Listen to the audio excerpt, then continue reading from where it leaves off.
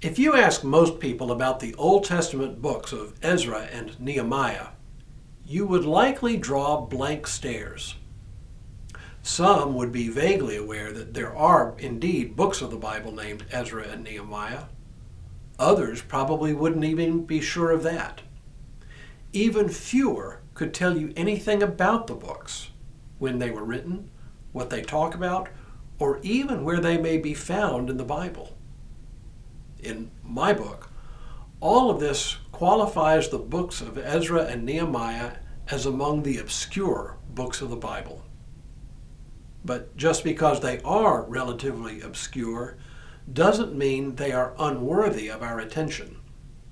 In fact, there is plenty in these two books to keep us occupied for a week or two of devotionals. Today, we begin at the beginning with a character that we also meet in the prophet Isaiah, a Persian king named Cyrus. Hello, I'm Stuart Baskin, pastor of First Presbyterian Church of Tyler, Texas, and this is your daily devotional for Tuesday, January 4th, 2022. First things first here. You need to know that the books of Ezra and Nehemiah were written, or at least they depict, the period in Israel's history following the exile in Babylon. It was a tumultuous period in which the people of Israel almost literally had to reorganize themselves from the ground up. In fact, the books are concerned with three major tasks confronting the returning exiles: the rebuilding of Jerusalem and of the temple, the reconstitution of the people themselves, and the reinstitution of the law. These are the grand themes that these two books address. The story begins with a royal decree. Two, really.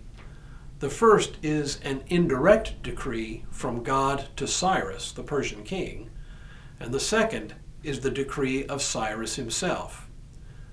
Now, we first met Cyrus in Isaiah chapters 44 and 45, which say, "Thus says the Lord, who says of Cyrus, He is my shepherd, and he shall carry out my purpose, and who says of Jerusalem, it shall be rebuilt, and of the temple, your foundations shall be laid.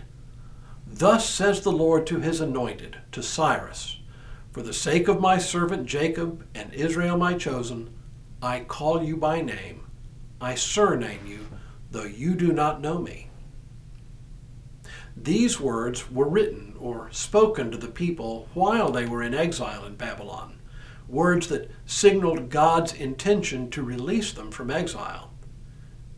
Now in Ezra, we get the story of their return, beginning with Cyrus's decree. Let's hear directly from the beginning of the book of Ezra. In the first year of King Cyrus of Persia, in order that the word of the Lord by the mouth of Jeremiah might be accomplished, the Lord stirred up the spirit of King Cyrus of Persia, so that he sent a herald throughout his kingdom, and also a written edict declared, "Thus says King Cyrus of Persia, the Lord, the God of heaven, has given me all the kingdoms of the earth, and he has charged me to build him a house at Jerusalem in Judah. Any of those among you who are of his people, may their God be with them, are now permitted to go up to Jerusalem in Judah and rebuild the house of the Lord, the God of Israel. He is the God who is in Jerusalem. And let all survivors, in whatever place they may reside, be assisted by the people of their place with silver and gold, with goods and with animals, besides free will offerings for the house of God in Jerusalem." We know from the archaeological record that Cyrus did indeed free the Israelites from their Babylonian captivity and returned them to Israel, and that he provided for the rebuilding of the temple. In fact, this was Cyrus's general policy, not only with Israel, but with all the peoples who had been exiled by the Babylonians, whom the Persians had now defeated. The Persian policy was one, if you will, of winning the hearts and minds of the various peoples in their newly formed empire.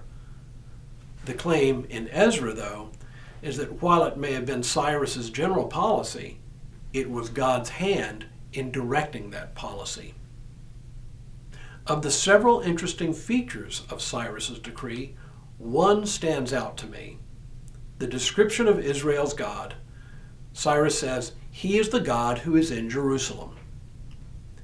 That would certainly have reflected the commonly held belief at that time among non-Israelites that all gods were local gods. It stood to reason from Cyrus's perspective that Israel's God would be located specifically in Jerusalem. But to the children of Israel, God was not simply a local deity with limited reach and sovereignty. They believed then, as we continue to believe, that the Lord is the universal God, the creator of all things. Just because Cyrus describes God as limited to Jerusalem does not make it so. It just reflects Cyrus's belief. Still in all, this is a profound piece of literature, a decree by a foreign king that the temple in Jerusalem should be rebuilt. For us, it remains a statement of God's universal dominion and sovereignty, even over those who don't believe in God. Tomorrow, we hear of an inventory of things to be returned to the temple after years of exile.